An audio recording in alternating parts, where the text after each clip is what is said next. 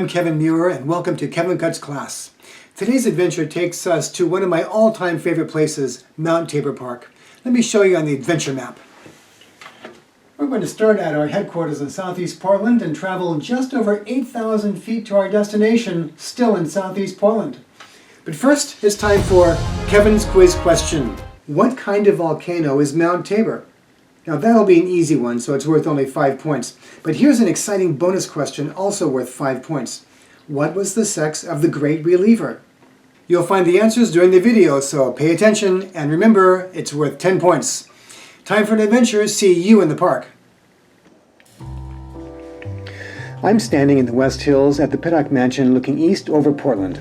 In the distance you can see Mount Tabor, which is labeled for your convenience but normally does not have a label over it. Now the cool thing about Mount Tabor is that it's not just a hill, it's a real volcano. Yes, a volcano! Mount Tabor is a shield volcano, one of several in the Portland area. I just love standing here imagining this vista when Mount Tabor was last active 300,000 years ago, or when Mount Hood in the distance was active a couple hundred years ago. And who knows what all this will look like 300,000 years from now.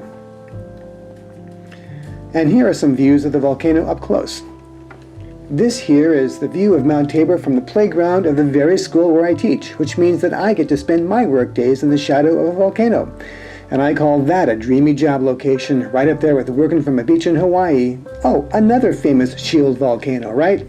And now let's go up to the park and see what's going on. Here we are up at the caldera. This is the vent of the volcano where all the volcano stuff came out. Technical term for that, lava. But as I mentioned, that stopped about 300,000 years ago, so today you can walk on the lava rock without burning yourself. Today in the caldera there's a basketball court and an amphitheater for rock concerts, you know, because of all the rock and everything. Mount Tabor is known for its reservoirs, which were installed over 100 years ago to hold Portland's drinking water. That system worked fine for a long time, but then we all started worrying about the safety of the water, and the feds got in on the worrying and started strengthening regulations on open-air reservoirs. So in 2015, the reservoirs were disconnected because we just didn't trust ourselves anymore to take care of our drinking water. Of course, it didn't help that in 2011, somebody was caught relieving himself in a reservoir, which then had to be completely drained. And would you like to guess the sex of the Great Reliever? Go ahead, I'll give you a second to consider the matter. If you're thinking it was a guy, then you're right, it was a guy. Now the women are all nodding and the guys are saying, "What? A dude did that? No way!"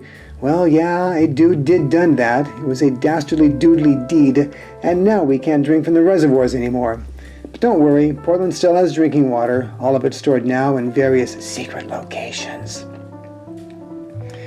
Mount Tabor is a park for joggers, runners, strollers, cyclists, picnickers, loungers, relaxers, sun snoozers, dog walkers, families with kids, young couples, people enjoying the views of downtown to the west, and Mount Hood to the east, and Mount St. Helens to the north, and undoubtedly something to the south. It's for anyone who needs a quick escape into a huge oasis of trees and tranquility. Just to increase the peace on the mountain, cars are banned on Wednesdays. No car traffic, what an idea! On Wednesdays, you're free to be mowed down by manic bicyclists unimpeded by car traffic. I am one of those bicyclists on occasion, but I've yet to run down anyone of substance. A few dogs, some small children. Okay, I'm joking, and it's definitely not a laughing matter, people. Let me be clear about that. Kevin Cuts Class officially endorses both pedestrian and bicycle safety and promotes peace and cooperation between the two. Mount Tabor is a popular destination for locals, but it never feels crowded and never loses its otherworldliness of unlikely solitude. When I go, I feel relaxed and taken out of myself. The trees have a majesty that reminds me of the redwoods in California, not because the trees are as large, but because it's a wonder the place exists at all, and a wonder that we had the vision to keep this volcano as it is and not sell it off to developers, which must have been oh so tempting to a certain class of people we'll call developers. It's not the biggest park in Portland, but it is big, and in my book, it's the best. I'm going to stop talking now and leave you to enjoy the peace and tranquility found here in the middle of Portland. Next time you're in Portland and need a breather, check out Mount Tabor. It's the big volcano in southeast Portland. Can't miss it, won't regret it.